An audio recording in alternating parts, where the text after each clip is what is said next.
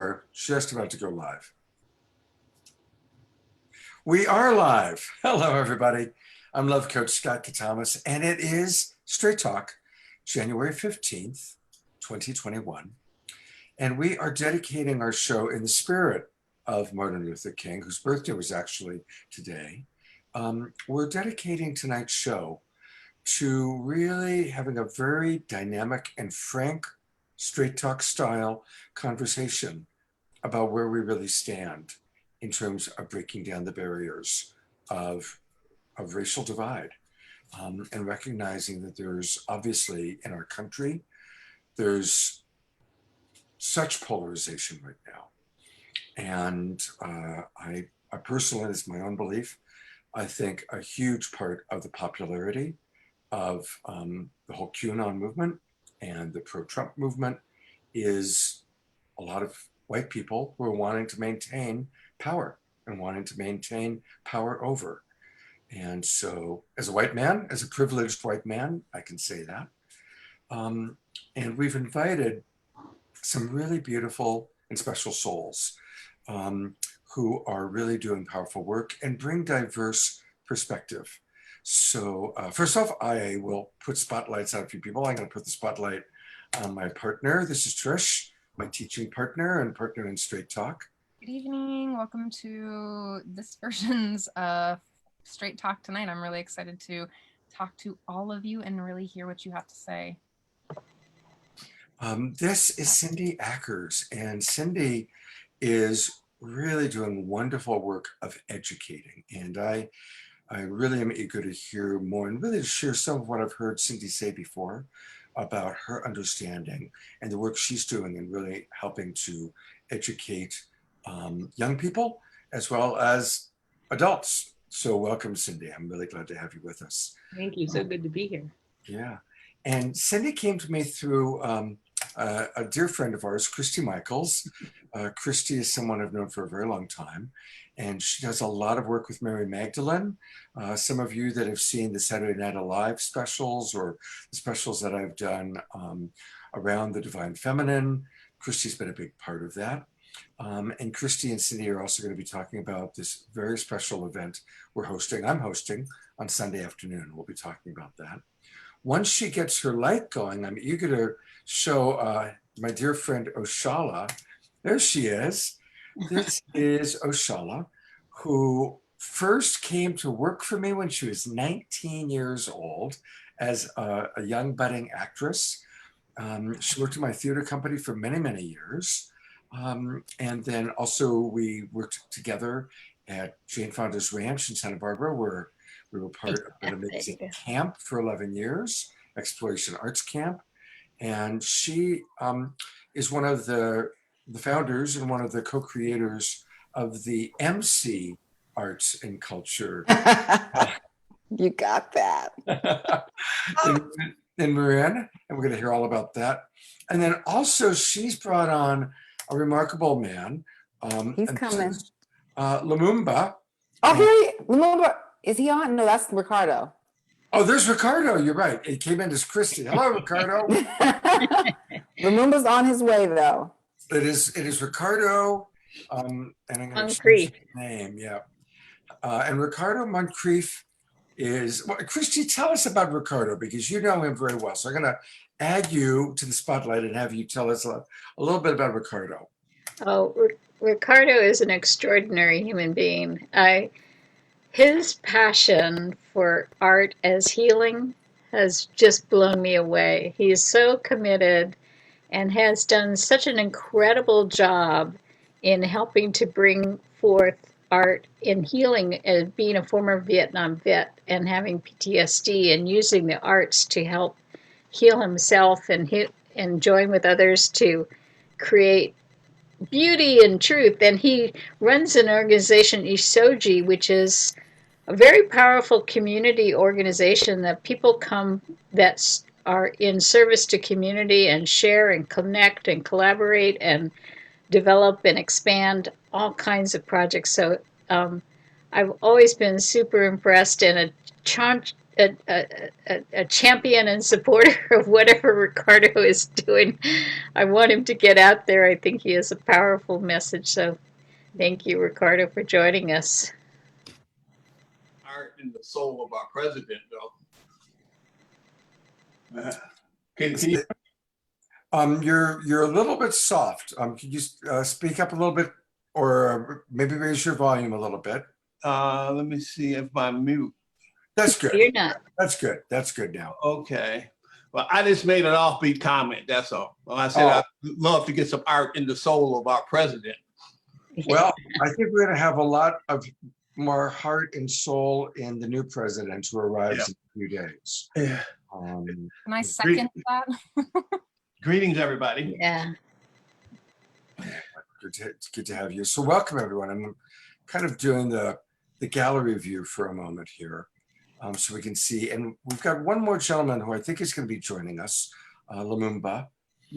But I would love to, I think let's just start with each of you maybe making just a short kind of your perception of where we stand in terms of our topic for tonight, which is, and I want to thank Cindy, who actually gave us this title, Breaking and Healing the Barriers of Racism. That's our topic, breaking and healing the barriers of racism. And so I'm going to put the spotlight on you first, Cindy, and ask you, and I know you'll be candid, where do you think we stand with that? You know, I'm really hopeful because what I have felt is that things that have occurred in the world before have caused an uproar and people have been upset and they have done a little bit of work. And I think that this time around, I think that everyone is starting to recognize that we need the trajectory to continue and to continue to go uphill. And that when we look back at the history of racism in our nation and in the world, that it will continue to be cyclical unless we stop that cycle. And what it feels like to me is that there is much more of a commitment and a dedication and the internal work that people are starting to do to keep that trajectory going forward. And I think that with that, I believe in looking at things somatically, and I think that as people are opening their eyes to actually seeing what the lived experience of people of color has been like, it's hard work, and they're moving through it and continuing to do the work. And so I think we're in a hopeful place that we're not going to say that it's okay to go back. Beautiful. Thank you. And there's a lot we're going to hear from Cindy and learn about this amazing play that she's created. Oshala, I'm going to go to you next, just to kind of get whatever your opening thoughts are about breaking the barriers and healing the barriers of the racial divide. Yes, thank you for asking that question. I do feel that what has occurred in the last 4 years in the United States of America and then globally also really was prophesized and meant to be, because there has, especially in this country, there was such a deep level of denial of where we have really been, where we started, how this country was started. And I believe that it took this, you know, you could call the orange head guy the town fool, or the big monster in the room, to really wake people up to that there's something really underneath here. It's like the leg had the leg that was hemorrhaging had a Band-Aid on it called the Civil Rights Movement, for instance. And it's, you know, I invoke Dr. King in that. And the last years of his life, in the last months of his life, Dr. King really was pointing out to that this is beyond a civil rights problem. This is a human rights issue. This is an issue of us going to war. So many things that he began to bring up, and he was assassinated, right? There was his time, people weren't really ready at that point to hear that kind of, we're the greatest nation on the earth, right? That is the narrative that has been out. So I feel like in order to even get close to healing this divide, that we have to actually come to seeing who we are and where we've been. And I do feel that there is more opportunity to do that now. I'm cautious because I feel there's such vitriol against Trump, rightfully so, that we then put all of our anger and blame on him. And I think that that's a mistake because it's not all him. This was going on before he got into office. For a matter of fact, the policies that we had got him in there. So this is a time of great courage for us to be able to not just take a deep breath and say, "Ooh, the bad guy's gone," but to say, "Wow, who were we to create this bad guy?" That's really how I see where we are. And I do feel that I work in the area of the arts. I feel that the artist is uniquely suited to be able to open up these conversations and to make them, to bring humor into them, to bring joy into the conversation, to make confronting each other not painful, because that just, it's communication. What's the name of this show? Straight Talk. Yeah. It's time for us to straight talk, right? I mean, I've been fortunate enough to been in the Black Power movement, or the Black consciousness movement, and the New Age movement, Scott. I mean, that's our connection, right? And the arts. And so I see kind of those sectionalities for myself personally, and I'm I'm with Cindy, that I'm hopeful that there can be some intersection as we step outside of our silos. I so appreciating already what both of you said, and Ricardo, I'm going to call on you in just a moment, but I want to just riff on one of the things that you said is so important, Shala, which is not to just put it all on Trump and then think, okay, well, Trump's out, Biden's in. So, I mean, we have to recognize, there are millions and millions of people that believe in Trump. And regardless of what happens to him politically, it's a very large segment of our population. And it's a very radical and angry and powerful and frightening. And we saw that if you watch any of the footage of what happened at the Capitol. I mean, some of that footage is really eye-opening as to the level of passion that a lot of people have. And so, thank you for what you said. And I think we have so much work to do. We have so much work to do. And I know Cindy's going to address that as well. Ricardo, I'm going to put the spotlight on you right now. Okay, I'll take it. And we are, thank you, first of all, sir, for joining us. Well, I love that picture of Obama and Martin Luther King behind you. That's powerful. Heroes. Yeah, well, thank you. I know you're a hero to many people. Yeah. I use the word hero with special deliberation, because I feel that there's so many people that work within communities that do a lot of the work that never really get appreciated. To me, they are my heroes. Everybody that comes to Isoji is a hero. But let me just my antecedent thought is that for me, America has risen to be the most psychologically unhealthiest nation in the world. And I say that because of the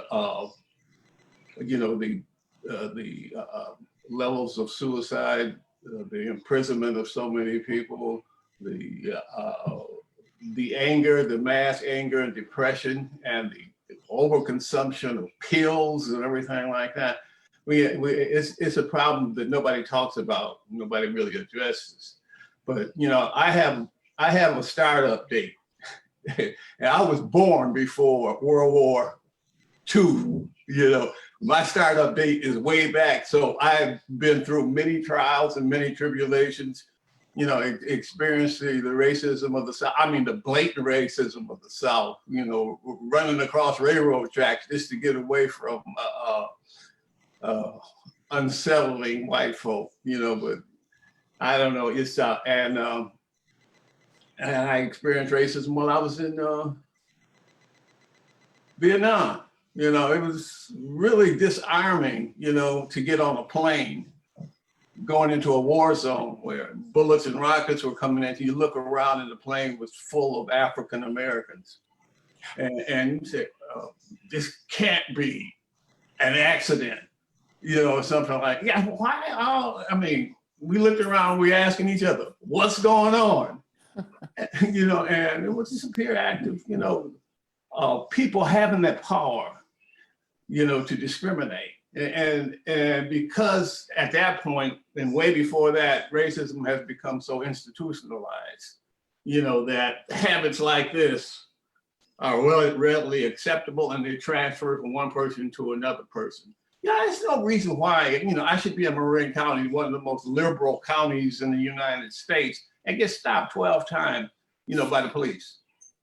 And we're supposed to be the good guys over here. We're supposed to be highly educated. We're supposed to be, very, very well adjusted to the idea that racism is a factor in our society. And I want to thank Cindy, because she gave me a couple of words, colorization. I think, is that what you said, Cindy, when we had a conversation before? That may have been one.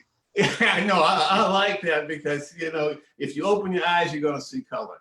If you living and breathing, you're going to have an implicit bias, towards a lot of things, towards people, towards color, towards institution and whatnot. I just think today it is out of hand, and the president gave, he opened the floodgate for people who have been hiding stuff within, he gave voice to that.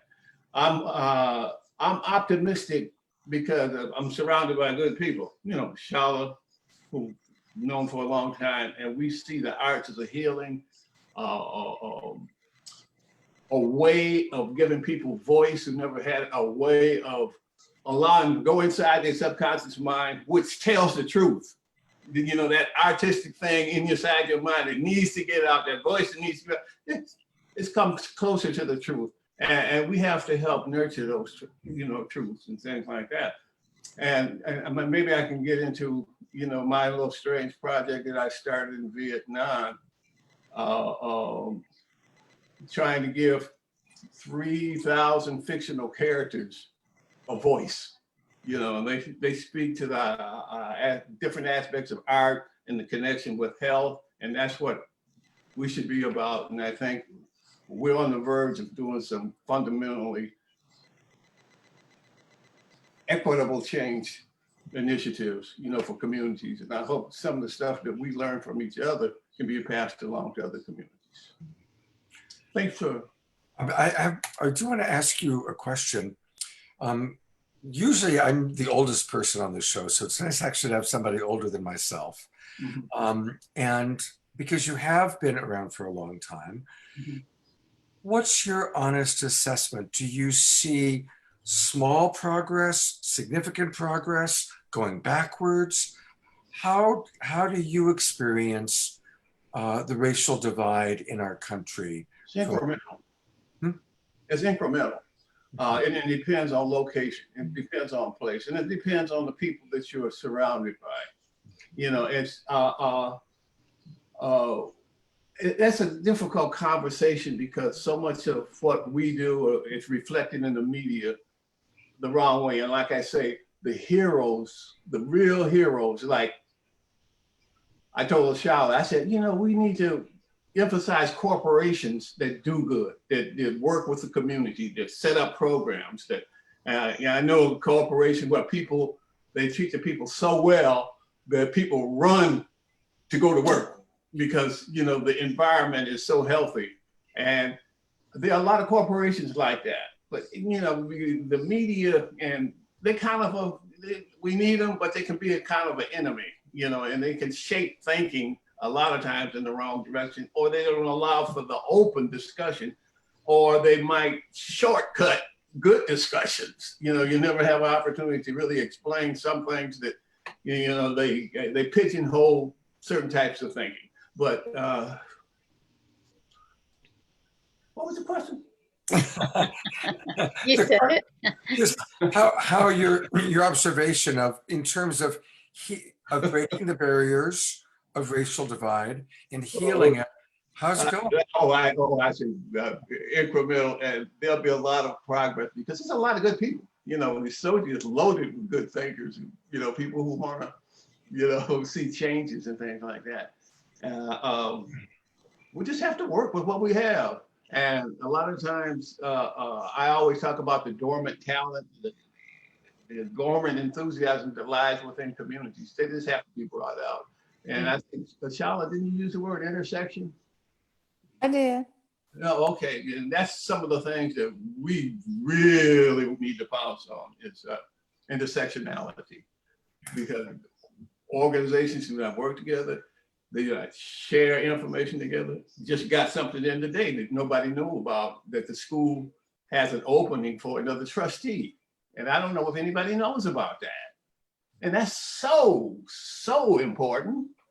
And we got to make sure, you know, the websites are in harmony. We got to make sure that the data that flows into communities and out of communities is accurate. And a lot of times it's not. The census data might leave out whole sections, you know, of communities and things like that. And all these particular things, you know, affect, you know, community wealth generation, you know, the stability of, let me just say this. The one thing that really gets to my craw is the fact there's a lack of trust between people who live in communities and the leadership. You know, it's not that open communication. It's not a system of accountability. It's not, you know, a tracking mechanism where the average system can follow it. Oh, this health organization, we're really doing good. They have reduced, you know, diabetics. Yeah, they have isolated cancer victims and things like that. And they were served by our community, by our leadership. And that kind of trust we have to work on real hard. Thank you. You know, that so again, I always like to riff on main things that I'm hearing people say. We've got to really work on building trust in our communities, having adequate communication. I also want to welcome all the people. We've got quite a few people in our Zoom room that are watching, but we really want your questions. So please share with us your thoughts, your questions, your comments, and Trish and I will do our best to read them, put them out. Also, those of you watching out in Facebook land, and already we've got some comments from Jose and Ava. I think Ava, in response to what Ricardo was saying earlier, says, wow, imagine all that happened without our knowledge. That's really frightening. And I'm guessing she's referencing when you were talking about being on that plane, flying into Vietnam, into the war zone, and looking around and seeing, wow, there's a very disproportionate number of Black men to other cultures here. What's that all about? And that's why we need to have shows like Straight Talk to really to come into awareness, because there's those of us that are white and privileged, we just don't really know. Yeah. We just really don't know. And so with that, I want to kind of, I'm going to put the spotlight on Cindy for a minute. Cindy, you have created a very powerful play, and we're going to show some clips from it and talk a little bit about it. And we're going to have the entire show. I'm hosting on Sunday afternoon the premiere of the video recording of this play that you've written.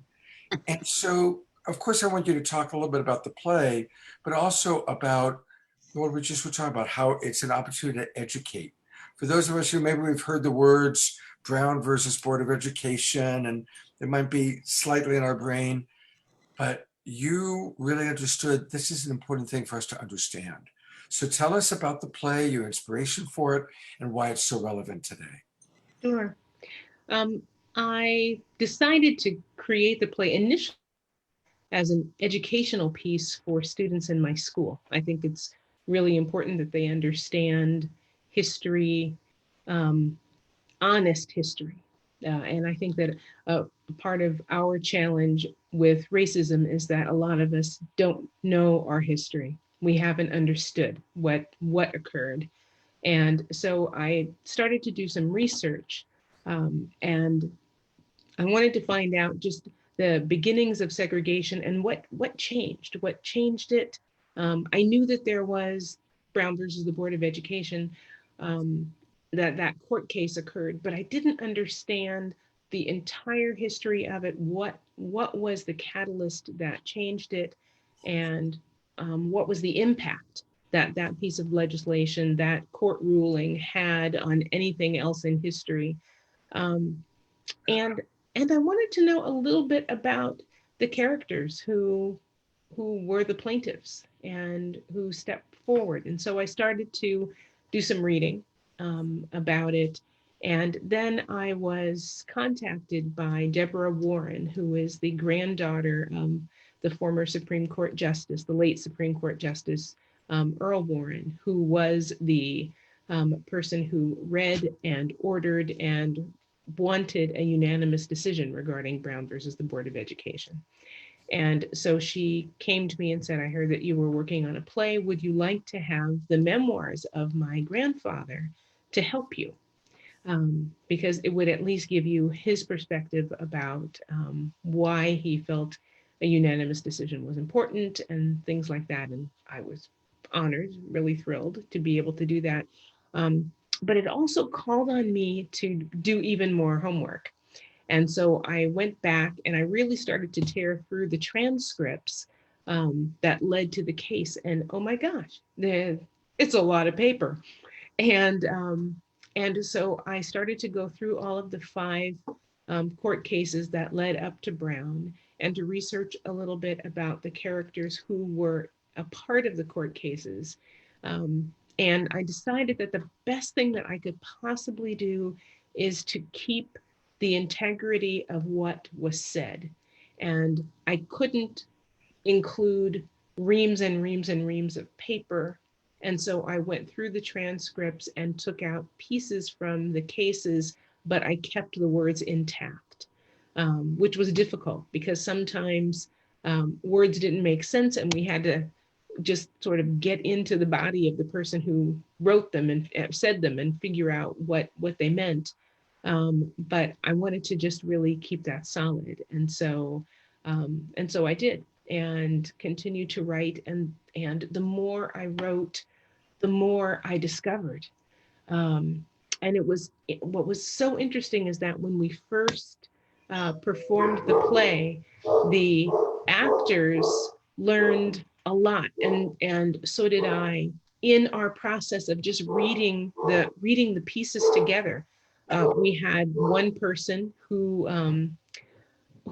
came to, he was one of the actors, and said, I want you to know that I voted for President Trump. I don't believe these stories. I haven't exactly heard all of this information, but I have a different view than everybody else who is here in the room. And my first reaction was, I don't want you to be in the play.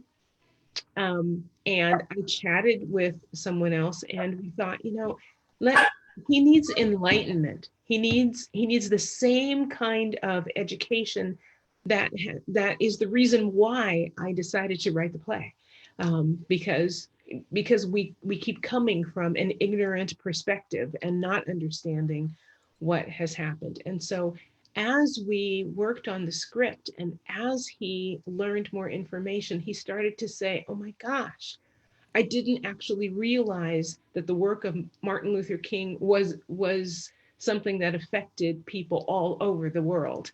I thought it was just in the little town where he lived, which was really surprising to us. But that was his honest assessment, and there were a lot of things like that he really didn't understand. He didn't completely understand what segregation looked like.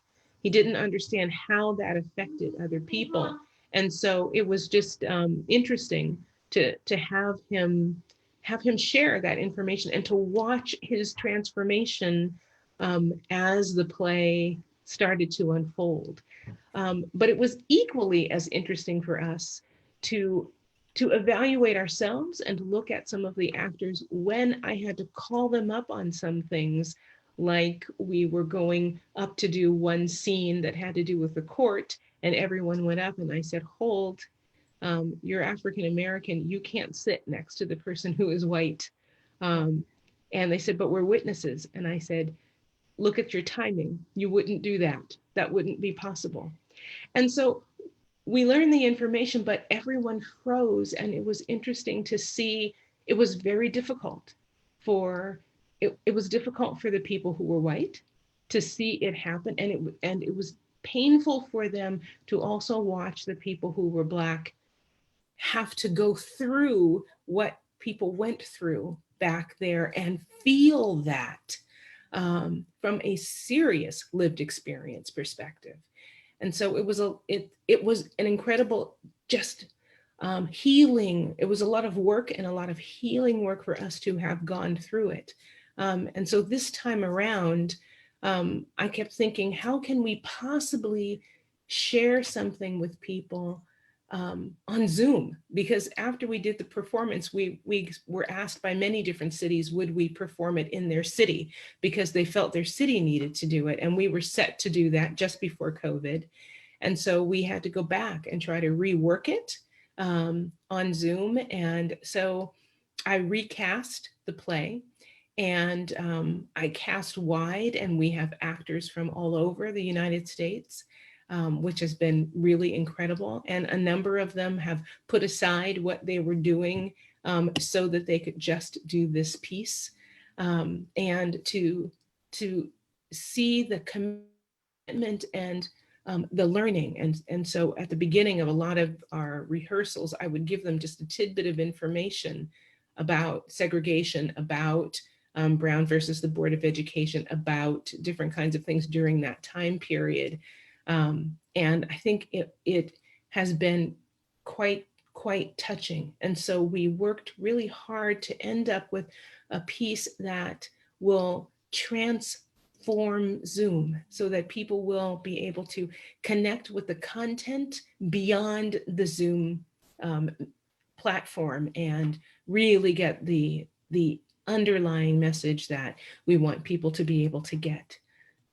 The arts have gotten really creative in this COVID time, and we've had to figure out ways to really tie in connection and actually heart-centeredness and really pulling in people's participation. Like I belong to a couple communities that are really finding ways to really draw you in and really connect to that. There's something really special that I want to share with you, like with just like the piece of allowing them to embody what was real. And that transformation there is to really behave as though we were in a different time, to give them the opportunity to actually feel what was real in that moment. That's called empathy for one, but it's also really powerful place for people to have transformation. Because what we don't understand is that when our country was developed, it's founded on a systemic separation. And it's generations. I mean, like there's generations of this genetic processing that we're now all participating in, right? And so it's taking some time to unravel that, not only in our brains, but in the systems in our schools, in our laws, in just how we communicate with each other. And that's the hard part, I think, is because it's like we can be aware, and I can go home to my parents and talk to them, but they're speaking a different language. Luckily, the millennials are really, we're on the front line. We're like, no, this isn't happening. We want to love everyone and we want people to like connect. So this is what's real, right? And there's something that I just wanted to bring back from a previous part of this conversation is, I don't exactly remember who said it, but at the time when Martin Luther King was really presenting his work and his truth and what the truth is in the world, that we're all connected, we all weren't ready to acknowledge or take ownership of the impact that we're making. Like that's a hard piece for people to actually gather if they're not there yet. And so to restore integrity in just being human, that takes a level of like getting there. And I don't know if that makes sense, but the getting there means that you're psychologically ready to understand that you get to make the change. And it's through you and through how you talk about it and how you show up in your communities and how you bring people in, and what you're doing is restoration, but you also have to acknowledge the impact, right? Yes. Thanks. Thank you. I'm really Thank you, glad Trish. you, I want to intersect what you just said, Trish, and also Cindy, what you said about the person who voted for Trump. And then Trish, what you're saying is that, you know, kind of how we've been genetically stewed together. People often, like Cindy, I would love for you to do a play about the overseer that, you know, basically his job was to whip by Africans, right? You know, you come here into this land, into the new world, right? So in that sense, it's the land of opportunity. And what's your job? Your job is to, and who is your master? Mm. As the Irish man that's coming in here, and then you've got these elitists that are above you. And how much are we still really, when you think about it, if you think about the 1 or 2%, now I think it used to be 3%, now it's starting to be 1% of the people who are running stuff. And those of us that we may look at them as Trump supporters or call them Trumpers, you know, it's so much more complex than that. There's so many different issues that people are having. And sometimes, unfortunately, people are just doing their job. And racism is systemic. People who were torturing, you know, Jews in Nazi Germany, oftentimes we're just doing their job. So how can we, you know, that, you know, went on for so long. And yet we're pitted against each other in that. When it's really the African that was brought over to pick the cotton and the person that was brought over to whip them and to keep them in line, really it was above them, even though they had, you know, there were some choices in some cases. So I just think that because we're so polarized, that level of looking straight in the mouth of that beast is what I'm really very interested in right now. Ricardo, I see Ricardo's raising his hand, so I'm bringing Ricardo in. I want to pipe in on what Tish was saying about impact. And I see 2 levels of impact. And she more or less directed what we can do externally. And I look at a shower. Every time I look at a shower, I'm saying, you know, the arts are at its core an internal thing. And that the act of creativity is internal, it comes from in, but also it impacts who you are. Because what I'm telling people, I said, if you create something, a work of beauty, a song or a dance, take ownership of that. And when you take ownership of that, you incrementally, you increase your sense of self-worth, and you also increase your sense of self-esteem. You know, it's like ownership of your own beauty. And, you know, and by using the arts, it tends to manifest itself and things like that. So impact is internal, and like Tish said, it's external too. Oshala, I'm going to put the spotlight on you, and also want you to please introduce a friend of yours who has just joined our panel, and this is Lumumba. Hello, Lumumba. So I'd like to introduce a man that I met a few years ago, actually. Wow. Yeah, it might have just been last year that we met, and because so much has happened in that time. I met Lumumba. There was a prisoner's art exhibition incarceration at the Marin County Civic Center. And so I saw his work and was so moved and touched by it. We connected. At that time, the vision of me pulling together some artists to do a collective was just a vision. It was just a dream. It's something I've always really wanted to do.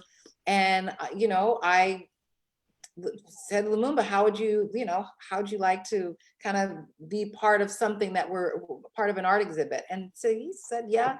Anyway, that's really the history of how we met. And I just want to say that Lumumba he truly embodies using the arts to heal. And talk about fear, because I feel like in this time of COVID, we live in fear, whether it's internal fear or people trying to scare us, right? And I just can't think. I was telling Lumumba tonight that, it's like, first of all, I don't appreciate people trying to make me scared, but I think I could kind of be scared if I were locked up and people could do anything they wanted to do to me, just anything they wanted to do to me. How would I deal with that level of fear?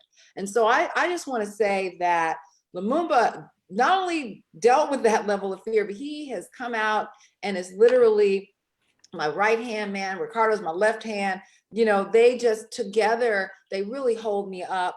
And so I just have so much love and respect for this human being but I'll let him speak for himself. Hello, everybody. And thank you for that, Oshala. I appreciate that. I mean, I stand on your shoulders as well, Oshala. We carry each other, as well as fear. Of course, I've overcame fear. Those who don't know my story, I've been incarcerated for 40 years and 9 months.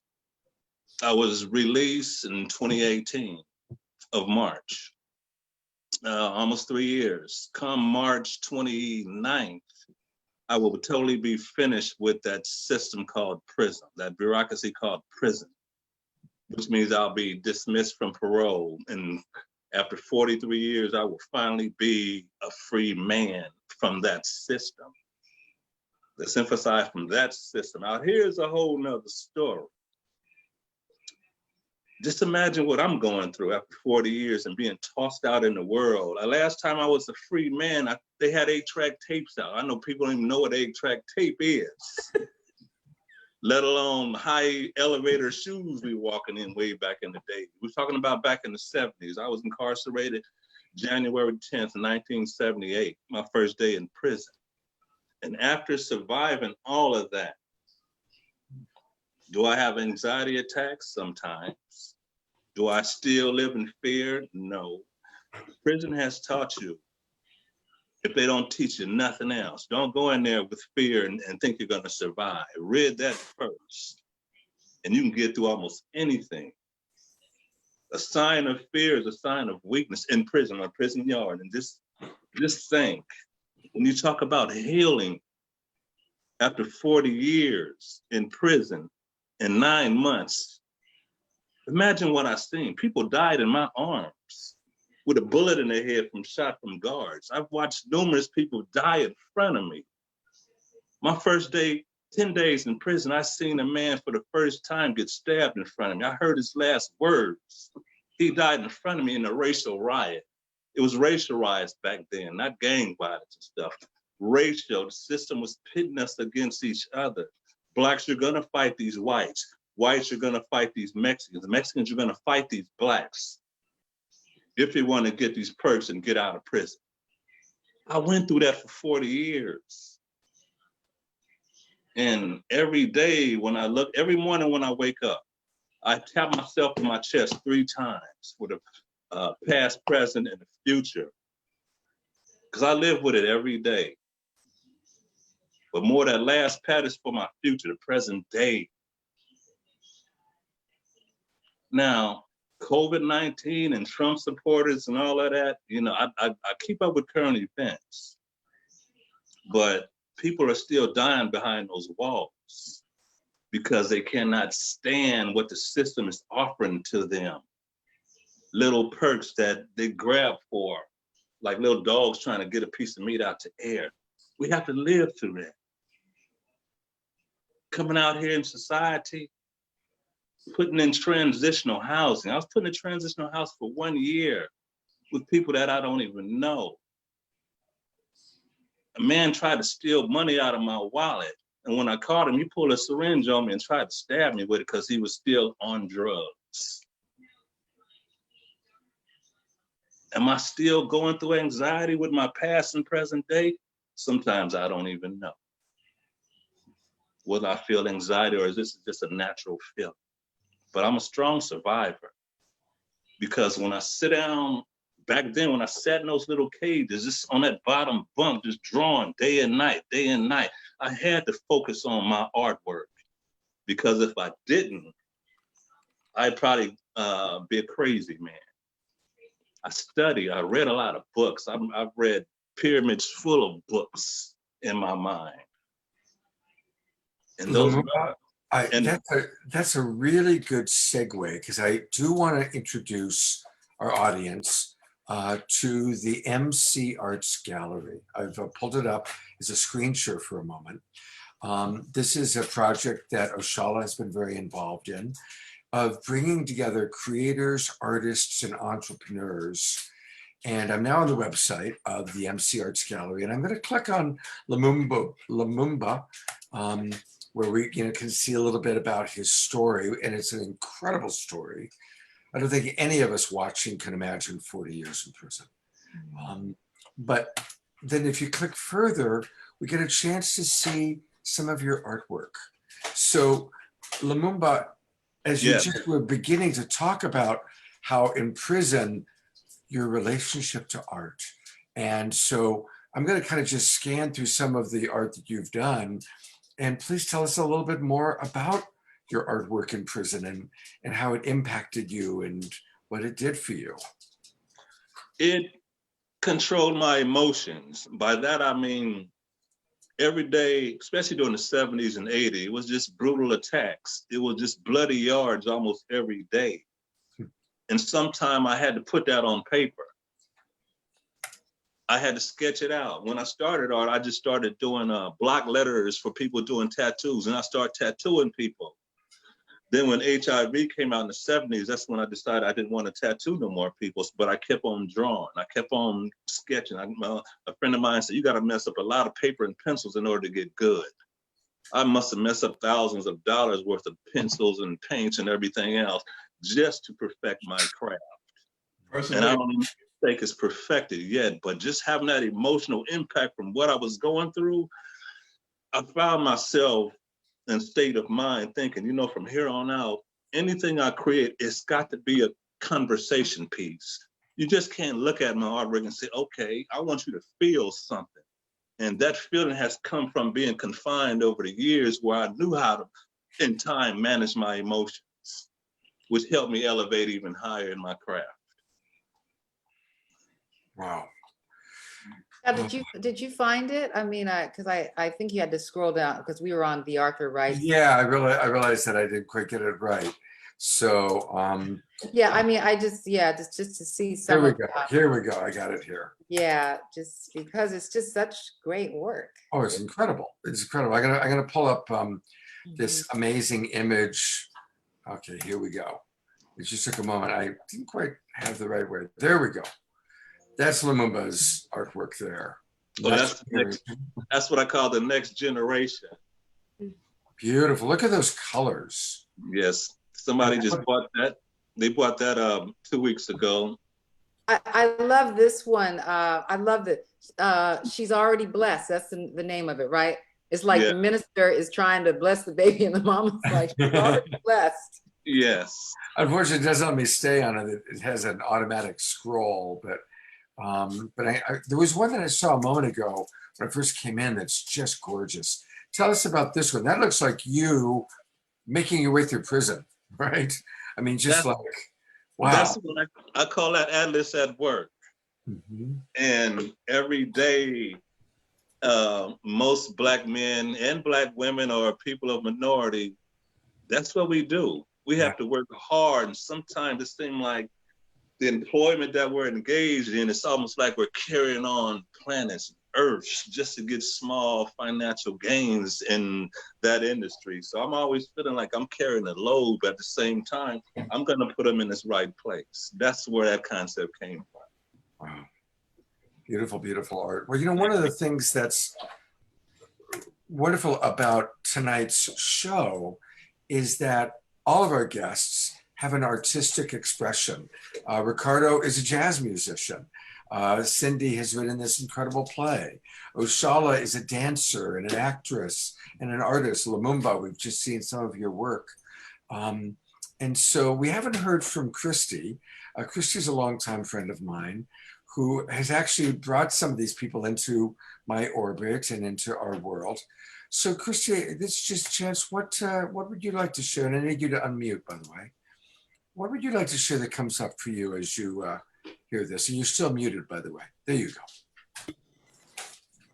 My heart is so touched and cracked open. You know, what we are beholding, what we are witnessing is the joy of people who are giving expression to the deepest part of themselves. And I'm just celebrating this moment. And I'm just baffled about this country that we live in. And yes, Trump did a good job of bringing to light the extent and the breadth of the racial inequities and whatnot. And I want to give a shout out to Marin County has a race count report, and I I'm I know that Damon is listening. One of our Congress, well, not Congress people, one of our politicians to this, and so the race count report of Marin County and the problems of inequities needs to be addressed, because what you see here are people who are true masters, and there's so many wonderful talents and gifts that need greater expression that benefit us all. And I was always struck because I do the Martin Luther King event. I create that event a lot of times over the years, and I went to look at the King Center website. There's 6 principles that Dr. Martin Luther King you know, he basically used those principles to guide his organization. And principle number 2 was that the purpose of nonviolence is to create the beloved community. Now, when he said that when he was not being treated by a beloved community. He was being beaten and blocked and prevented from living a life of a human being who has rights and equality with other human beings. And he was having to fight for those rights. And so the idea that he was holding that vision, that the purpose of nonviolence is to create the beloved community, and so anyway, I just celebrate everyone. I think we have to, those of us that do have white privilege, we have to speak up. We have to let our voices known. It's not okay. And I'm just in awe and just so grateful that I get to work with the people that have the integrity of their heart to give expression to this beloved community. Thank you. Thank you, Christy. I'm going to just briefly, I want to show this incredible event that's happening on Sunday, which I have the honor of hosting. And it's really Christy who brought Cindy to my attention. And so this is where people can go to register to participate in observing the very first presentation of this incredible presentation that Cindy's written, Words That Make a Difference, Brown versus the Board of Education. So I'm going to put the link in the chat box. I'm going to put it in the Facebook group. And Cindy, we've got actually a couple of short little video segments to show. So tell us again a little bit about the play and then this first segment that we're going to show. Sure. Both of the segments are people who were courageous enough to be a part of the testimony. The first one is Hugh Spear, who was a sociologist who came knowing that his house was going to have his windows broken down, that he had the possibility of losing his job, and that people were sending death threats. and he wanted to speak out anyway. And so he's giving a testimony and trying to make a point to show that segregation ruins the internal spirit of the Negro child, as he's expressing it. Here's a very short video snippet that she just established, so let's take a look. And we might add the more heterogeneous the group in which the children participate, the better they function in our multicultural and multi-group society. For example, if the colored children are denied the experience in school of associating with white children, who represent 90% of our national society in which these colored children must live, then the colored child's curriculum is being greatly curtailed. The Topeka curriculum or any school curriculum cannot be equal under segregation.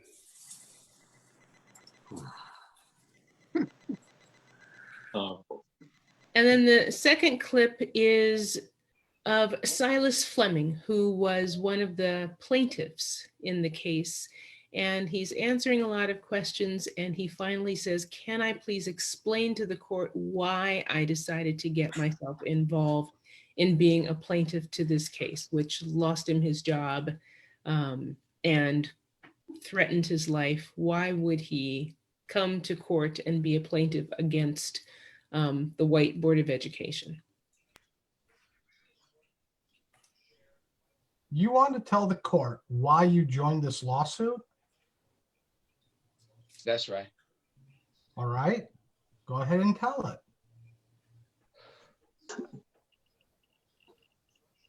Well, it wasn't for the sake of no hot dog. And it wasn't to cast any insinuations that our teachers are not capable of teaching our children, because they are supreme, extremely intelligent, and capable of teaching my kids, white kids, or black kids. But my point is that not only are I and my children craving light, the entire colored race is craving light. And the only way to get that light is to bring our children up together in their infancy. And they come up together.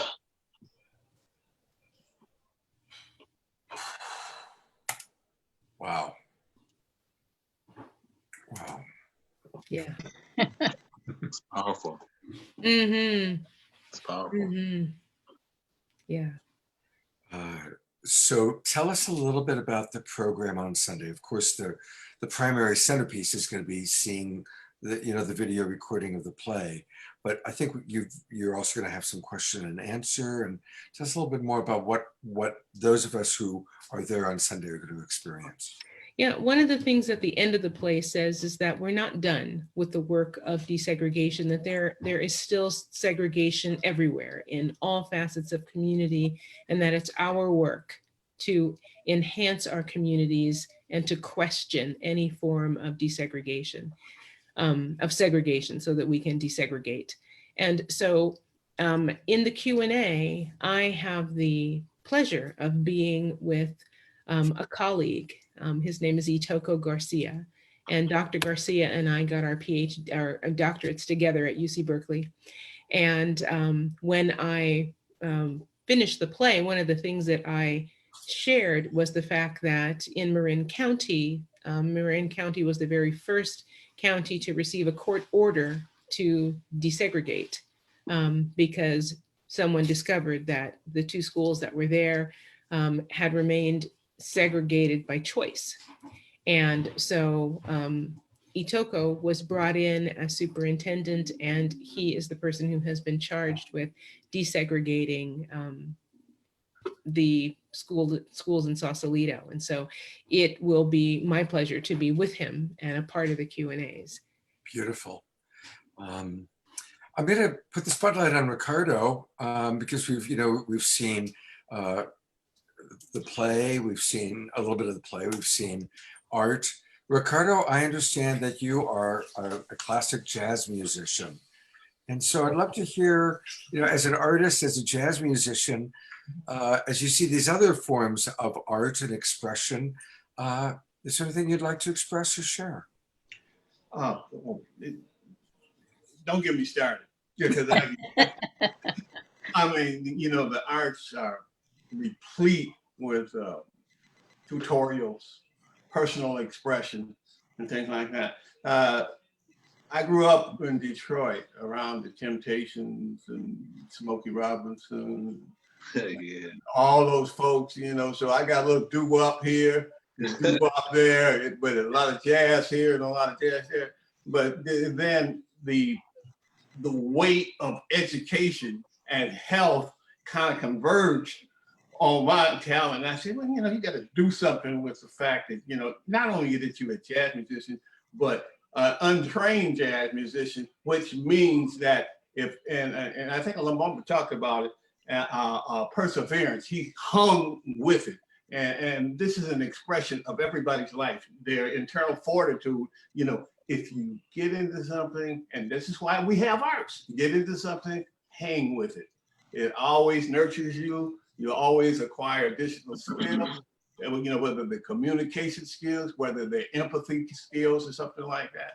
But jazz is just one expression. But I also point out that anybody, if you got some free time sitting around doing nothing, pick up an instrument, sing a song, and really listen to it.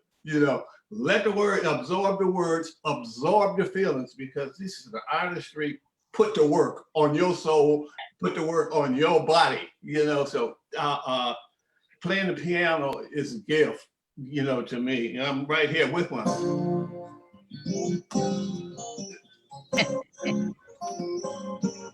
But yeah, I love it. But music is just one facet of art. And what I want to deal with is getting people interested in all facets of art, even taking minor skills and turning them into art form. Let life be your artistry, let it be your communications vehicle. All right, well, thank you. All right, here's a question for all of you. This came from Stacy, who's watching us on Facebook. She writes, my feeling is that the ERA will support Black Lives Matter. And I've wanted to ask the Black community about this. How does your panel think that the passage of the Equal Rights Amendment in the US will support BLM and help reduce racism? Now, ERA passed both houses in the 70s, but it had an erroneous deadline placed on ratification. 38 states required was not met until January of 2020. The United States House of Representatives just recently passed HJ Resolution 79, the resolution to remove the deadline on the ratifications of the ERA on February 13th, so that's in 1 month. But SJRS 6, the piece of legislation to remove the deadline, stalled in the Republican Senate, but is expected to pass that now there will be a Democratic majority. Most US citizens do not even know that we still do not have gender equality for women and non-binary. I'm aware that many living in poverty do include Black mothers as heads of households. So this was an education for me, so thank you. I was not aware of any of that, Stacy. So I'll open it up to any of our panel members that want to comment on that. I'd like to take that on, Stacy. I think that, first of all, it's very appropriate that it's Martin Luther King Day. Martin Luther King was a leader. He wasn't a politician.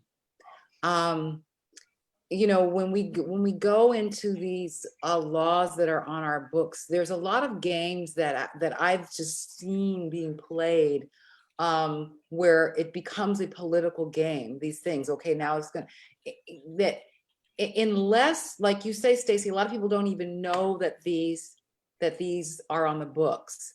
So I'm with Cindy in saying that until we start to get things on the level of education, really when children are very young, the 13th Amendment is a perfect example the 13th Amendment is that, yes, slavery is abolished unless you commit a crime. Now we imprison more than, we imprison more people on this planet. I think we're the second after Saudi Arabia. And that didn't happen under the Republicans only. That happened from the Democrats and the Republicans and the Dixiecrats when they were Dixiecrats and when they became Republican and when they changed back around, and it just keeps on going. So I'm not saying that I don't have faith in the political system. I think that there are some changes that can be made, but I feel that those changes that you're talking about in terms of things being put on the books, I'm skeptical until we really change our educational system. For instance, reparations, or being able to honor some of all the treaties that were broken with the indigenous people. Until the society has the stomach to deal with those fundamental things, the politics, it feels like to me, and I know that, you know, I kind of have a rebel view sometimes. Ricardo and I oftentimes go back and forth. I just feel like oftentimes they're on the books, and that's why we don't know about them, because we're not taught about them in school.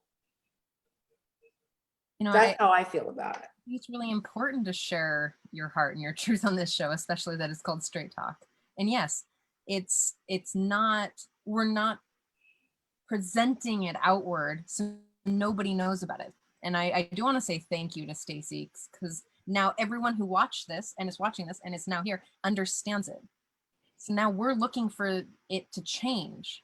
And for me, I do truly believe that there's so much bureaucratic language that's still oppressive. And that's where it really does need to change. It needs to change on this level. But again, it comes back to that place of taking responsibility and ownership and moving forward into the place of equity. Like we all have to move things around. That means taking a step back and having our leaders show up and being able to support. Like, again, what you said earlier, it's not about Trump. It's not that he didn't breed all of those people to be the way they are. He's just speaking to them because they have a deep desire for community and connection, and they're participating in the psychology of the social psychology of it all, right? Can I tell a story? Can I tell the story? Yes. I heard a story about a doctor. He was a lawyer, and he wondered if he was psychopathic, you know, because he showed a certain tendency about psychopathy, you know, like insensitivity, little narcissism, you know, ego, stretching ego, and having a disregard for people and everything like that. He went to a doctor, and the doctor said, "You are definitely a psychopath. You know, harmless at this point because you are able to manage it. You know, you are able to look into it. If you took this and multiplied by the number of psychopaths or people with psychopathic tendencies in society today, it would change your mind about why women don't get their just due and why they have to wrestle with something that's kind of invisible to them." And that's why I made the statement earlier that America is one of the most psychologically unhealthiest nations in the world. Now, if it was me, you know, I would find through our educational systems how to try to deal with all these things, all these pressures to create these psychological impairments, you know, in our children growing up, the lack of nurturing, everything up to that point. And if it was me, you know, you wouldn't graduate regular high school, you would go to the 14th and you would come out of high school with a sense of self-worth. I mean, a really functional sense of self-worth. It'd be taught within you to solve the problems through resiliency and other social mechanisms. Nobody talks about this, and you won't talk about it because you can set up in Congress, and you can let every psychopath go through the Republican Party to, you know, up into the epitome. I mean, the absolute epitome of that is Donald Trump. And till you learn to deal with it on a clinical level, to deal with him or people like that, it's gonna hurt women, and because it's certainly gonna hurt blacks, you know, things like that. Over and out. Over and out. I think that one of the primary things that underpin the question that was asked is the history of our laws. Our laws were not created to protect disenfranchised populations. And not only were they not created to protect disenfranchised populations, but they were also created in a way that would ensure that those laws stayed in effect. Word. And that the people who were in power were guaranteeing that those laws were going to be there. So it's not surprising to me that there would be this back and forthness about the timetable in conjunction with ERA or any other law for that state, for that matter. I live in a neighborhood in which the information was brought to me that it took until 1979 to remove from the bylaws of the homeowners association that colored people are not allowed. 1979. I mean, that's amazing. And it took some work to get that to happen. But that what is needed greater than simply looking at each individual law that may impact people is to look at the history of the laws and to push back against that so that we can unleash the control that has been holding segregation and racism as the way to continue in the world of humankind. We've got to be able to change that. Wow. I'm so appreciating all of you. Look, I think Lumumba wanted to say something. Oh. Yeah, equal rights. That's something that bothers me at times, because when you go, we can go way past Martin Luther King. We can go way back to Sojourner Truth, Mary Beth Bethune. We got great leaders and teachers in our history. And even though they couldn't say, don't Black Lives Matter, because it didn't exist then, but they were still out there in those streets protesting, trying to let society know that our lives do matter, but they were saying it in a different language and showing that they're going to be resistant to that system out there in the streets. Same thing goes on today, way after Martin Luther King's death, and on that the rest of our great leaders and teachers, we're still out there in the streets. I was at the unemployment office the other day trying to sign up for assistance. I look around, it's just mothers and babies, mothers and babies, mothers and that's all I seen. Yeah. Black Lives Matter is not a governing body to discolored skin out there.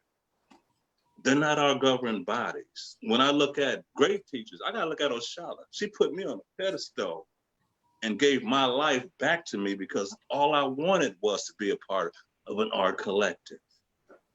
And I didn't have to fight for it. There is no limits. I was locked up where my brain was limited towards my creations. And when you talk about equal rights, we're still trying to figure out, are we gonna get reparations? When is this colored skin's gonna get a little bit of reparation? So equal rights is something that I'm still challenging and confused with those particular words. And to have it on the books, it's like, I mean, again, Stacey, when we think about when these laws were put on the books, again, the issue of treaties. I gotta go back to those treaties. It just really, that every treaty that was signed, every single one, not even one was honored, not one. Every single one.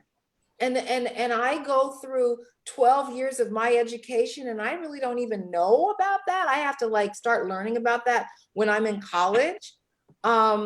So, the reparations that now that affirmative action gets not passed in the state of California in 2021. So where we're at with our laws is we're just playing, we're spinning. And then I do feel that the leadership, again, Trish, you called it out, comes from that education. It comes from us really coming together. It comes from us coming together, creating our theater companies, creating our collectives, creating our co-ops, and really in some ways doing what those folks that Lumumba was talking about did all along. They knew that the government was not their friend. They weren't looking to the laws to be their friend. They knew they had to do it on their own. So with the law, what is equity? Property, finances. But it's a bigger thing. It's access. Yes. You know, it's access. If you look at the word equity, and this is one of my specials, it carries these connotations, fairness, worth, value, and it carries all these things. And we walk around like it's a solution to everything. And it has all this rhetorical value to it. But, you know, I haven't seen any programs that says measure equity. Compare your equity with the equity with this institution down the street. You know, how do you measure your equity? How do you know what equity is in your social system? But they still use it, and we carry on. I had 2 white women almost back to back come up to me and they say, Ricardo, quit thinking. Stop. You know, it's close your mind. It's stop. It's all about racism. These are white women. They saw it and things like that. You can put racism there, but follow the money, yeah, and it's going to lead to racism. If you follow anything that has to do with social justice and the lack of it, it's got to have to do with racism. The lack of equity in the transportation system, they won't serve Black neighborhoods. They're all about racism and things like that. You can tell lack of education, the things that we're experiencing in the Sausalito School District. And we were fighting that issue from 2000 when we tried to establish a community-centric school that served everybody. Not only served the kids, but the parents, because the parents were hurting also. But it was stopped. Where? We don't know, but I can guarantee you racism was behind it and things like that. And we started other programs that were stopped. We said, no, we won't fund that program. Why? Because quietness is kept. I'm gonna keep my little racism and my little privilege in my little basket and things like that, and we'll give you what we think you need, not what we actually need. You ever create a list of needs of, I mean, really real needs to come out of communities? It will surprise you. Other than that, you know, we're gonna go on until we get to the solutions, which there are no solutions to racism. But there are accommodations. There are medium points. There are points where you can say, your institution is not serving us right. We now have political parity in our community. Come on up and serve us right, or we'll take you to court. One of the leveling factors I saw, you know, just about when any organizations that they want to stop the flow of environmental hazards, you know, was the court system. For some reason, in a lot of cases, it works for us. But in a lot of cases, we cannot mobilize the legal forces within the community to go after corporate crooks. And believe me, they are all over the place. They stole the land from Marin City. Literally just took it and, you know, and divided it up and got money from the banks and kept rotating the ownership of the property down there until the community owns very little. And now they're trying to do it with public housing. Follow the money, follow the racism. Hey. Yeah. Don't go dead on me. No.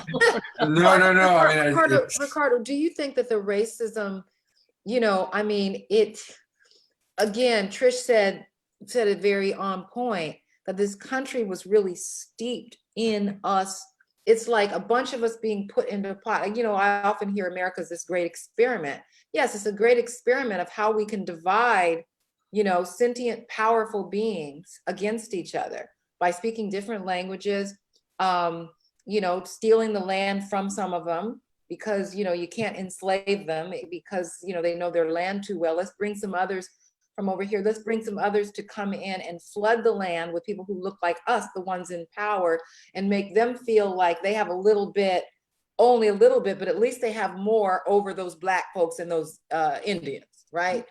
That the country is so based on that, that and theft of land, the racism really was really a 500-year creation in that sense. Yes, humans always warred against each other, but that land theft and the justification of that land theft is really, really underneath all of that.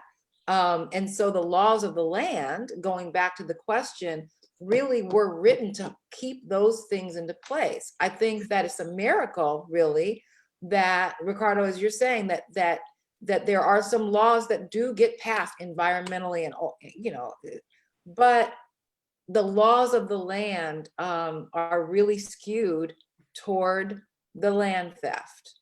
Hey, look, And, Shallow, you talking about the community land trust, you know, for permanent housing of ownership, keeping housing off the market. They suppressed it, you know, distributing that information because that turns the land over to the people who live on the land. Right. It turns that land over to the community and whatnot. Why is this so buried behind the bureaucracies? Right. You know, if they wanted equity, you know, you look at ways for people to own land, to buy equity into their housing, you know, to define stable housing and whatnot. And, you know, it's the big game that they play, you know. And like I said, you look behind it, follow the money, and it leads you to racism. You know, I want to say something about that for a minute. And I mentioned this very briefly at the beginning of the show, but one of the things that I've become very aware of is that it's really not so much about blue versus red as it's people that are really wanting to maintain white supremacy and white privilege versus people that are more open-minded than that. And I don't think it's a coincidence that after the first president of color, we had Donald Trump. And I think that those who were shocked and, you know, the quiet racism that's still so prevalent in this country got activated by, oh my God, there's a colored president, right? And that got the Proud Boys and all the millions of people who don't have a name. You know, the Proud Boys is a name now that's come forward, but all the people that were like, no, this is getting carried away. And there is, like you're saying, going way back hundreds of years, there is such an incredible indoctrination of white supremacy and maintaining white supremacy and economic injustice. And of course, the great leaders, you know, recognize that there cannot be social justice until there's economic justice. Yeah. And it is all interwoven. And so, again, as a very privileged white man, I'm coming to terms with that. And I want to say one other thing and then ask a question. A big part of my life has been disillusionment. You know, I grew up believing we were the good guys. We fought and we defeated the evil Nazis. And, you know, America was the great country.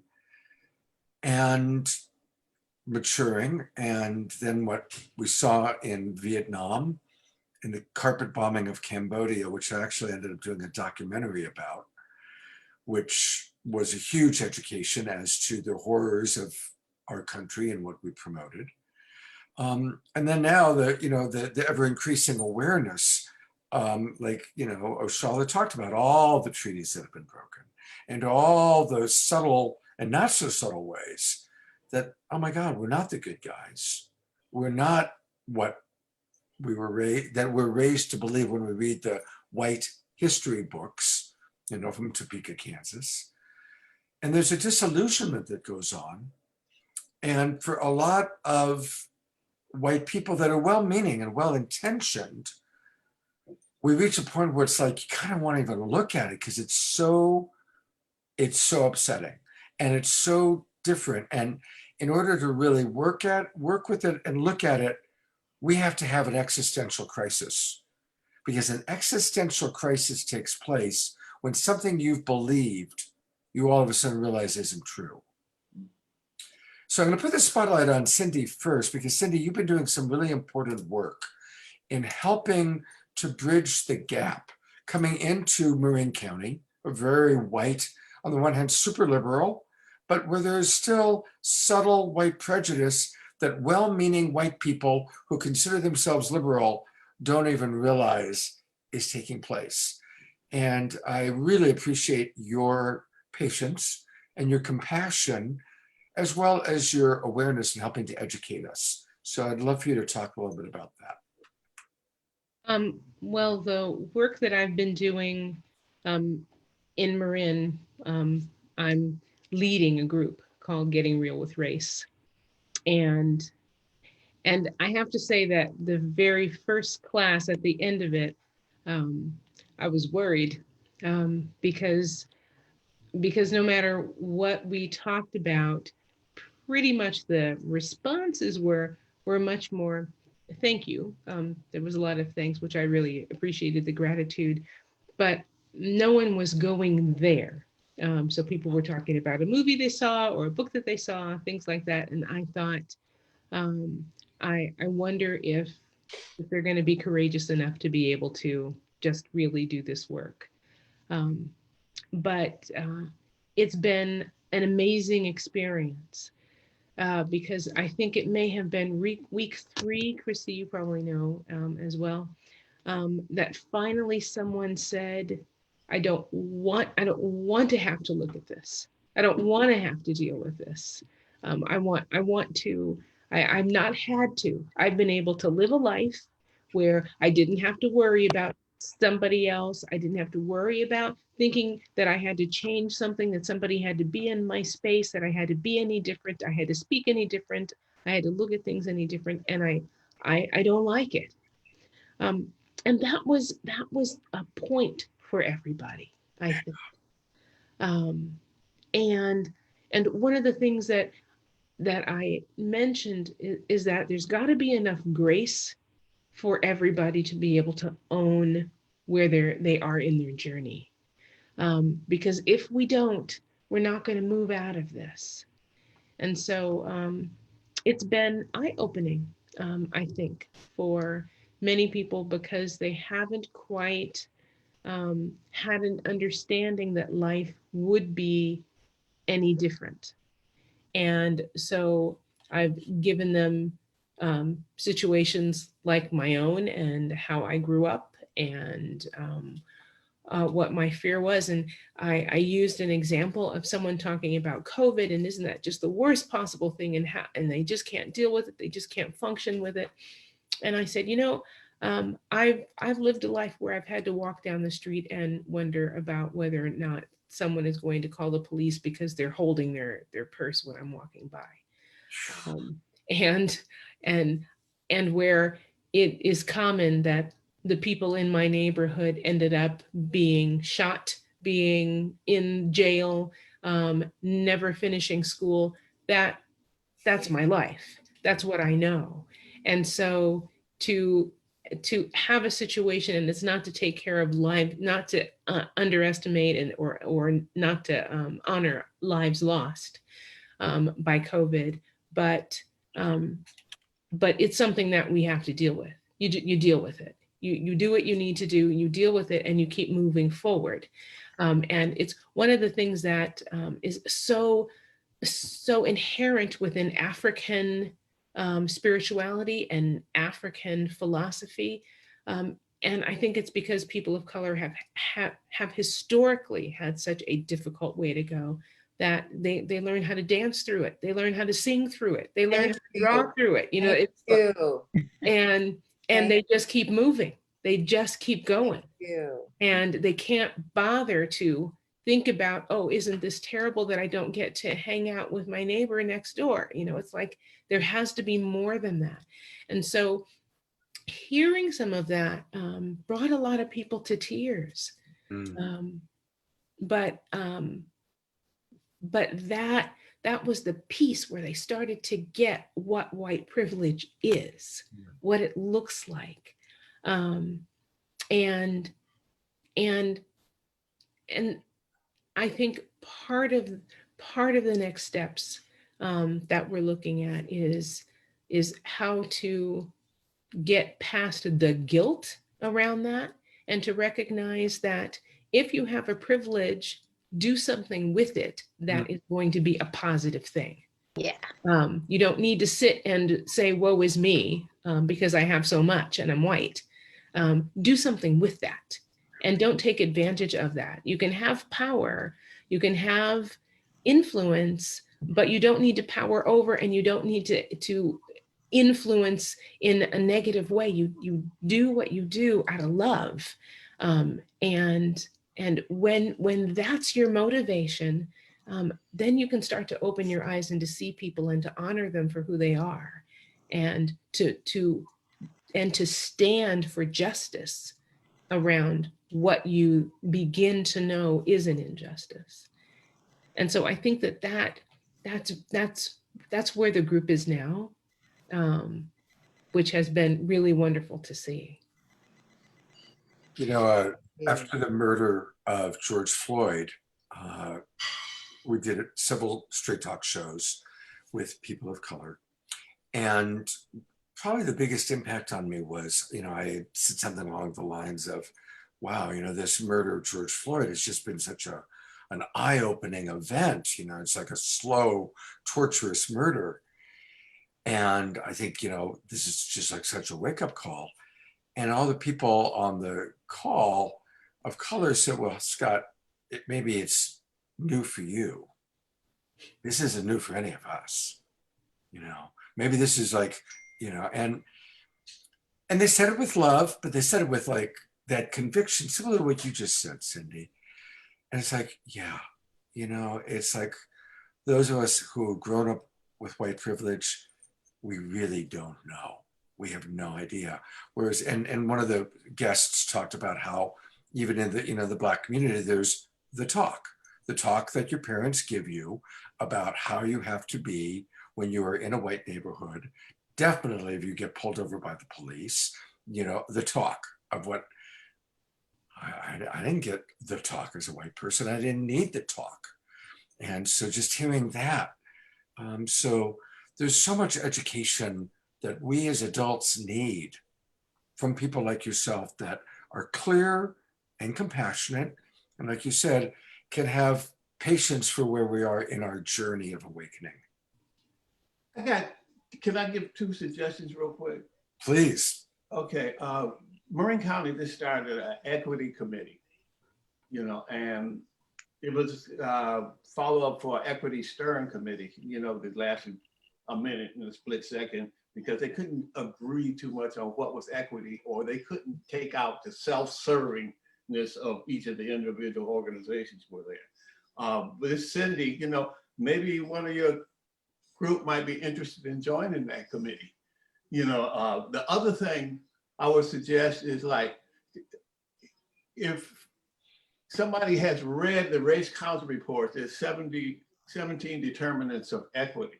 Perhaps, members of your group would like to study one aspect of that, or do a report, do a little homework on one aspect of one of the determinants of equity, take them off the hook of having to do changes or something like that.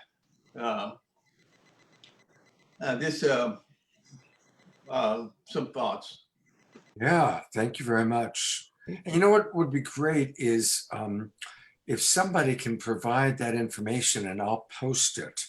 I'm going to do a posting on my wall. So anybody watching on Facebook, and also really want to acknowledge those of us that are in the Zoom room, the attendees, please, we're going to close out in about 15 minutes, but any final thoughts or comments or questions, now's the time to put them in there. And on my Facebook wall, and I'm easy to find, I'm the only Scott Katamas on the planet, I will post the links to the Sunday show that we're going to be doing. Of course, Saturday Night Alive tomorrow. And perhaps, Ricardo, what you just talked about, I'd love to post any information on how people can get more involved in what we can do. And I appreciate those suggestions. Okay. Unity has a social justice group over there too, Okay. And we need to reach a critical mass within the county where awareness, people are aware that the county cannot have this burden of having the worst record of inequities in the state of California. It was presented in the Raise Count report.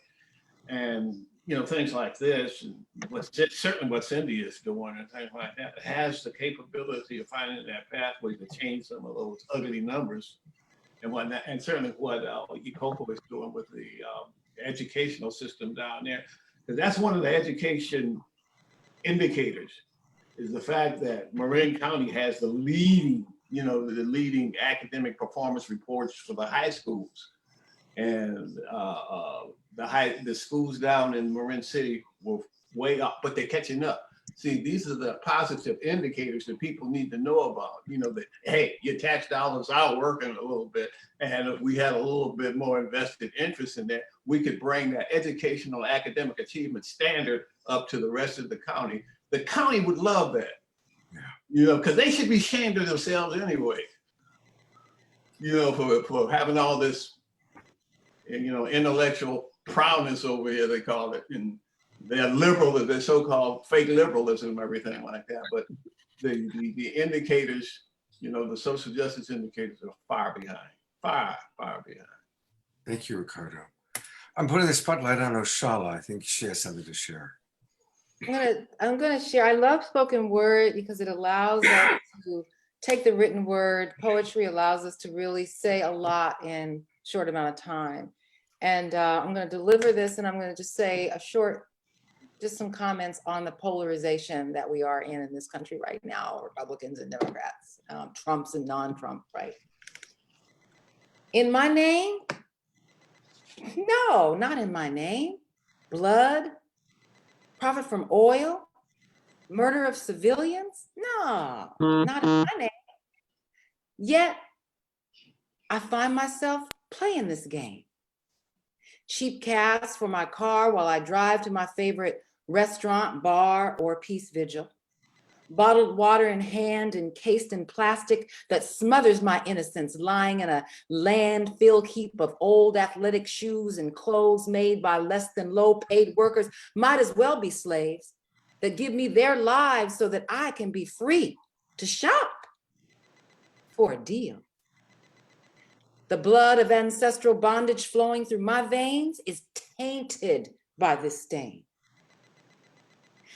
Not in our name, yet we live in the shame of not knowing what to do, so we do nothing, hoping that someone, something will vindicate in our name the outrageous wrongs, the ongoing war on drugs, on poverty, on women, on children, on brown-skinned people. Can't believe we're still singing this song. I live in a status quo land that says, fuck the rest. So much pressure to be the best. But what do I stand for? And what do I see? What must I give up or give to in order for not in my name to be? So while I'll admit collusion, I do not want for my words and especially my actions to be an illusion of activism. Am I willing to die? To defy the lawmakers, to go to prison? To watch the blood of my friends and family run chrism in the streets where we rally for peace? Yes? Or if no, then what will I do to not just blame the stupid boys who play with their toys of mass destruction?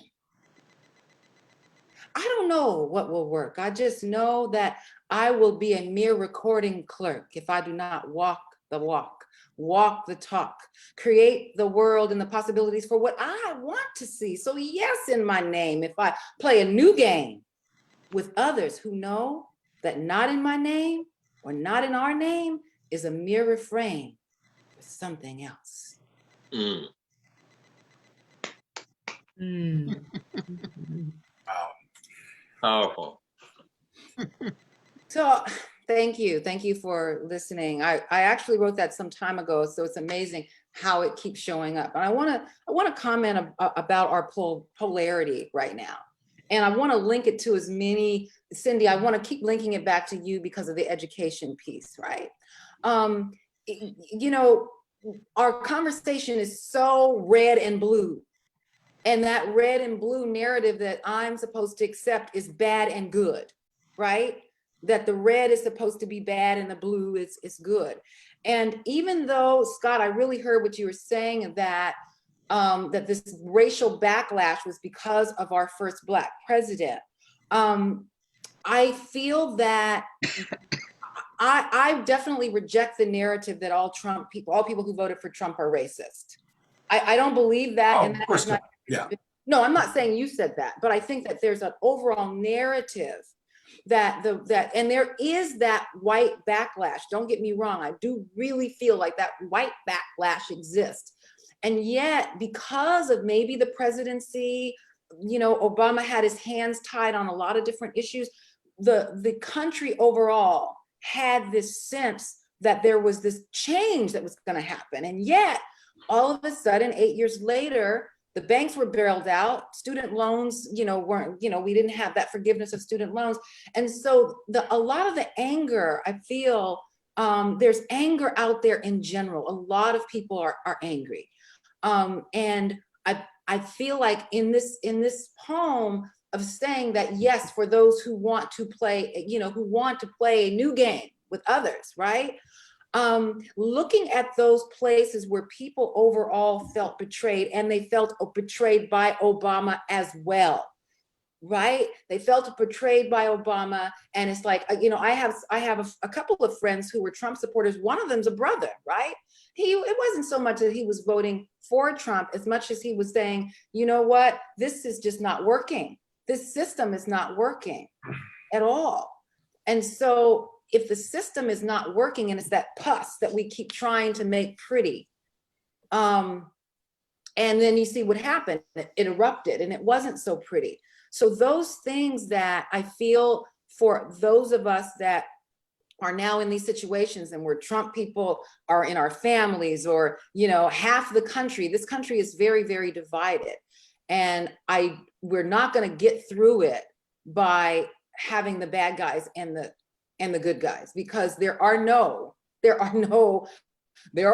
guys and there are no good, no, let me just say, there are really no good guys.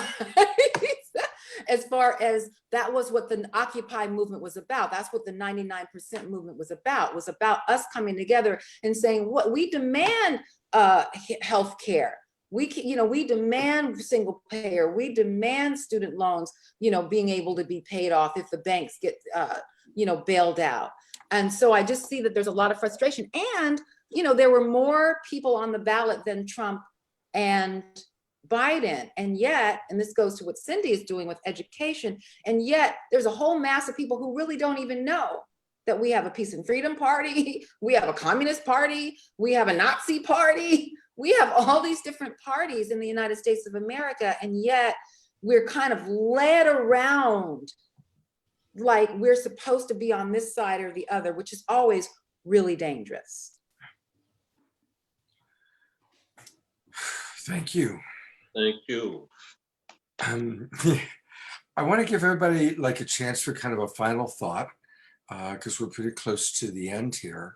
And I just want to remind everybody that tomorrow night, we've got a very special edition of Saturday Night Alive, which is going to feature all the people that you see here tonight. All the people you see are going to be part of the show. And so I'm pulling up the banner, and then we've got quite a few other people. And our keynote speaker is Reverend Martin Luther King. Hey, it's his birthday today. We got to sing. We got to do Stevie's song before we get off the. Happy birthday. Come on. Man. Absolutely. So definitely want to invite everybody to join us tomorrow night, 6 o'clock Pacific time. We're going to have a dynamic conversation between Reverend Tim of the Unity Church and Cindy. We've got amazing musicians. You know, we always have a lot of music on Saturday Night Live, and we've got 3 different musicians playing, all incredible musicians. So definitely join us. And then, of course, On Sunday, I'm actually hosting two events, and I want to briefly talk about one of them. We all know that there's a lot of demonstrations planned for Sunday and then again on Wednesday. And so it's kind of an alternative. And there's two friends of mine, Katrina and John, have been doing a program called Across the Aisle, going way back to before the election. And Katrina represents people who believe and voted for Trump, and John represents people who voted for Biden. And they both have opened up and invited other people to listen to each other and to really have a deeper understanding. So we're kind of expanding that show, and Sunday morning, we're going to do some prayer and some meditation, and then talk about tools for actually being able to listen to each other, people who have different political and spiritual beliefs. So that's Sunday morning at 10 o'clock in the morning.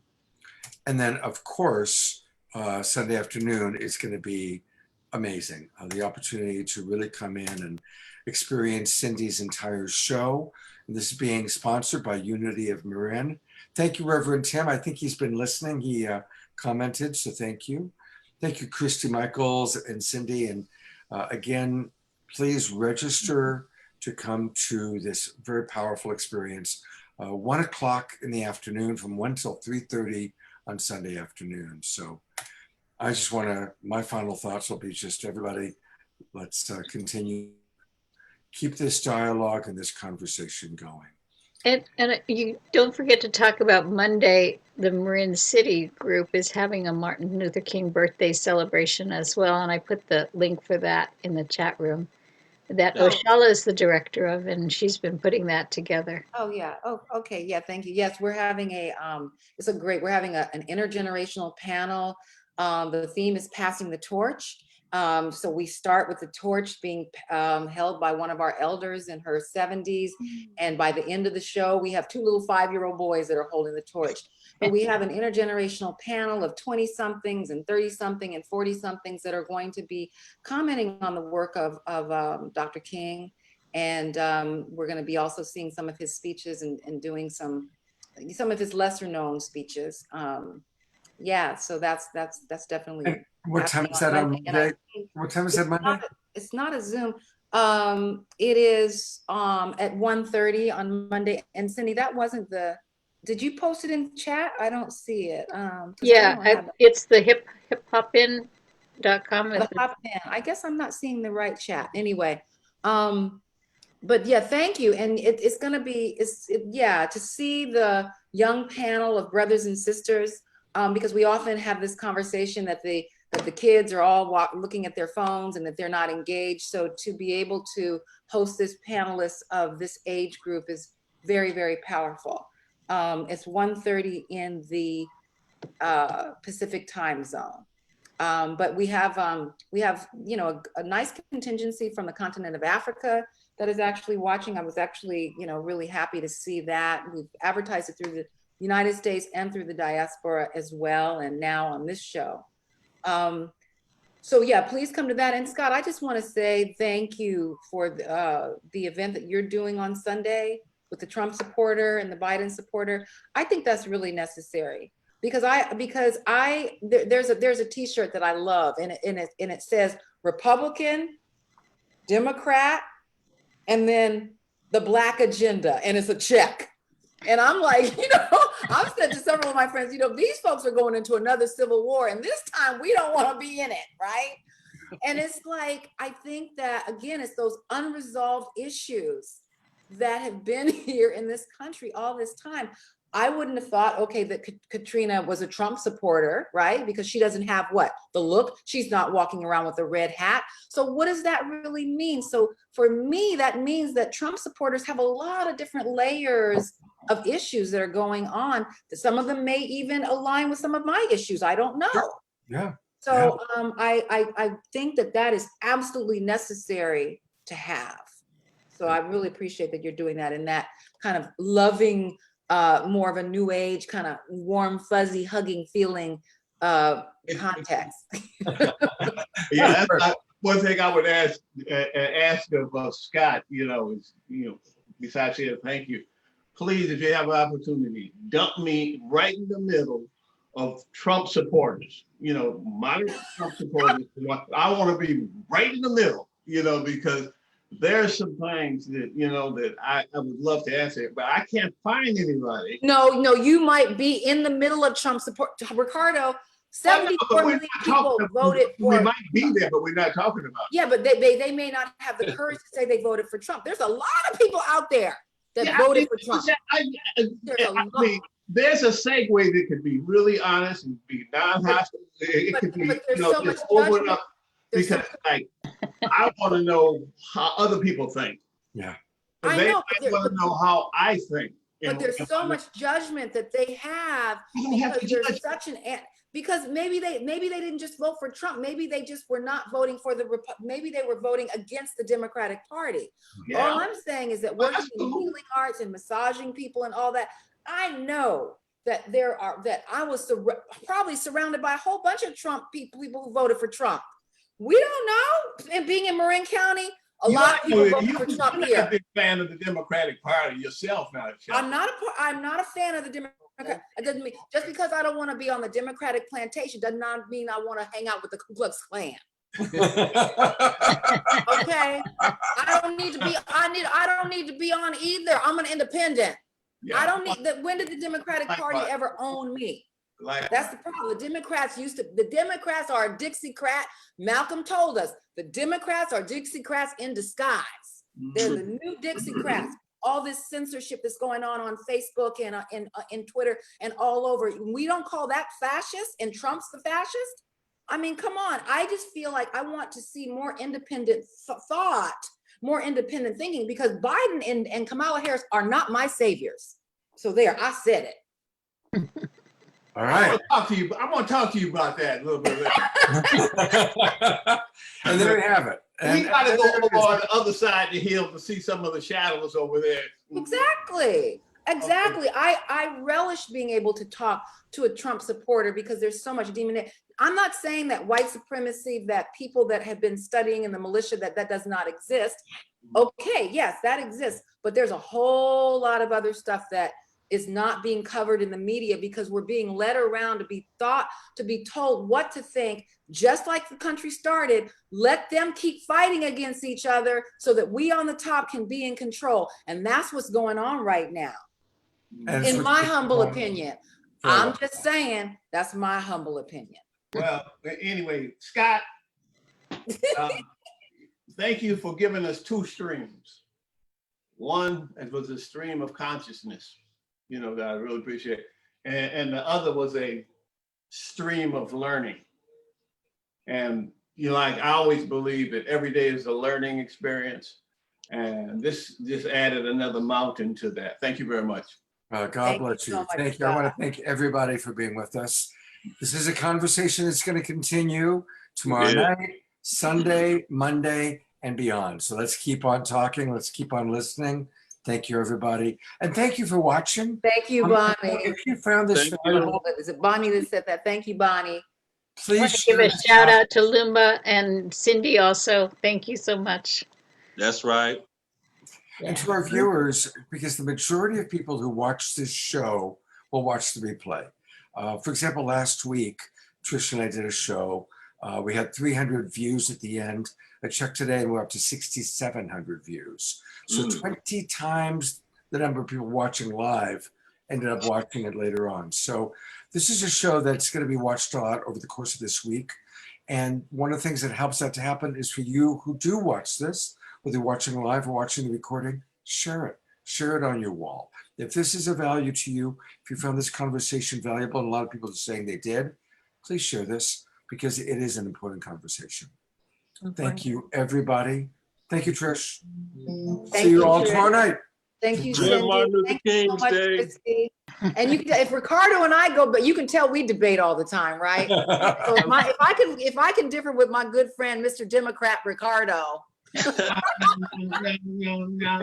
that, y'all, because I will give anybody a chance. And there's some good Republicans that I would have voted for Colin Powell. Right.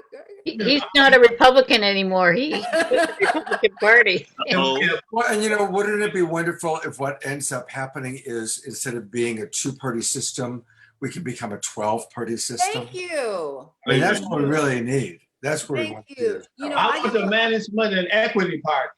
Yeah. I want to share this just because we have one more minute. My man is from the Cameroon and West Africa. And so he has a real interesting view because he's not in the binary of the Republican and the Democrat right here. And so the Google spiders don't quite know how to handle him, right? So we get a lot of Trump information, and we also get information from both sides of the aisle. And one of the things that he says is that in little Cameroon, where the West is always saying that they have a dictator, right? Because there's all this judgment on African countries, right? But he said in his country, he said, I actually grew up experiencing true democracy, didn't realize that this didn't really exist here. We have 12 different opposition parties, and they are always arguing. They each have their own newspaper. They're going out in the cafes, and they're fighting, and they're talking back and forth. And that is like what makes it like exciting, and they do really argue.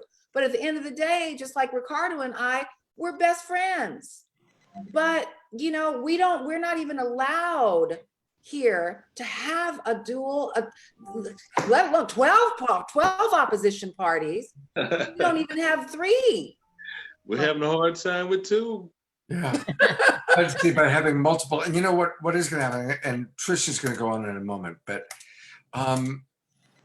I think that we're going to see a big split in the Republican Party between those that follow Trump and a more conservative or traditional, I should say, traditional branch of the Republican Party.